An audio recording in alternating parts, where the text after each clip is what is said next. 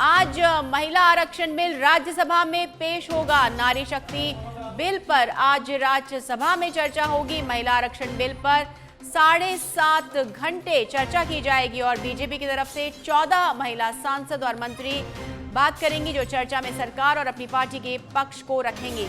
JP Nadda भी राज्यसभा में bill पर बोलेंगे। विपक्षी पार्टी कांग्रेस की ओर से रंजीत रंजन, रजनी पाटिल, फूलो देवी, अमीबेन याग्निक और केसी वेणुगोपाल बोलेंगे। महिला आरक्षण बिल कल ही लोकसभा में पास हुआ था और राज्यसभा में आज प्रक्रिया के अनुरूप पेश किया जाएगा, जिसपे 7.5 घंटे चर्चा की जाएगी। बीजेपी की तरफ से 14 सांसद और मंत्री अपनी बात रखेंगे। वहीं जेपी नड्डा भी राज्यसभा में बिल पर बोलेंगे। विपक्षी पार्टी की ओर से रंजीत रंजन, फूलो देवी, अमीबेन याग्निक और केसी वेणुगोपाल बोलेंगे। और इसके बाद जब ये पारित हो जाता है राज्यसभा में, इसके बाद इसे राष्ट्रपति के पास भेजा जाएगा। और इस पर अधिक जानकारी देने के लिए दिल्ली से हमारे bureau chief Rajiv Tiwari phone line पर जुड़ चुके हैं हमारे साथ में। राजीव, कल लोकसभा में ये ऐतिहासिक बिल जो है पास हो गया, आज राज्यसभा में इसके ऊपर चर्चा होने जा रही है, क्या कुछ जानकारी? बिल्कुल, देखिए, सरकार की तरफ से पूरी तैयारी है कि अब आज इसे राज्यसभा में पेश किया जाए और राज्यसभा में इसे पास करा लिया जाए सर्वसम्मत से। क्योंकि सबसे बड़ी बात यह है कि देखिए, अभी तक जो भी बिल पेश किए गए और उसके बाद इस तरह से विरोध प्रतिरोध होता रहा और जब मतदान होता था तो जो मतों की संख्या होती थी उसमें बड़ा अंतर देखने को मिलता था। लेकिन कल जिस तरह से पूरा विपक्ष, देखिए अगर बात किया जाए तो इतना बड़ा मामला है महिला आरक्षण बिल की, सभी राजनीतिक दल इसका क्रेडिट घुराने में लगे हुए हैं। तो कल जिस तरह से सर्वसम्मत कहा जा सकता है, क्योंकि 2 ही मत विपक्ष में पड़े थे, जिसमें असदुद्दीन ओवैसी का एक मत है।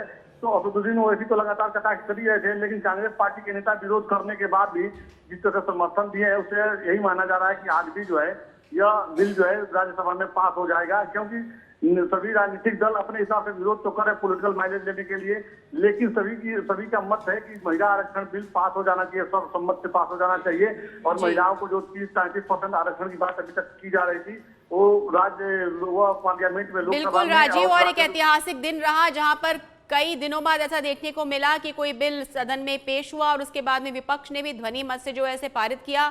सिर्फ 2 वोट जो है उसके खिलाफ पड़े, लेकिन फिर भी बहुत बड़ा और ऐतिहासिक दिन रहा महिलाओं को सशक्त करने की दिशा में।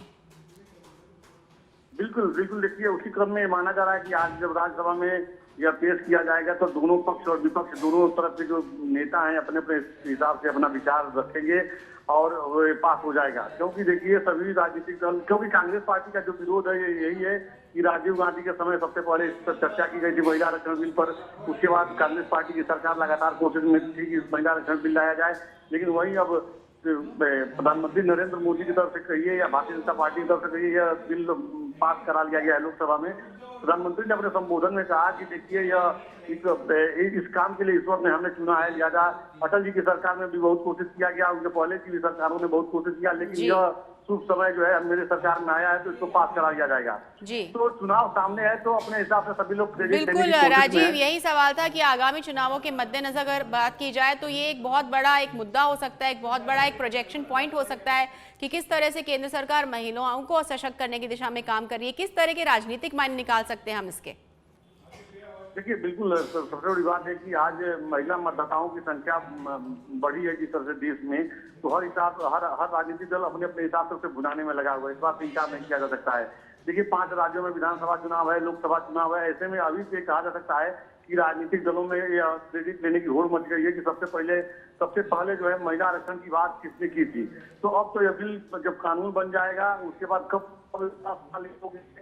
आरक्षण की कुछ नेता इसकी मांग कर रहे हैं, चाहे बीजेपी की तरफ से देखिए उमा भारती की बात कीजिए या उनके एनडीए के घटक दल और प्रिया पटेल जो केंद्र में मंत्री हैं उनकी बात कीजिए, ये सभी लोग ओबीसी के लिए अलग से आरक्षण की मांग कर रहे हैं।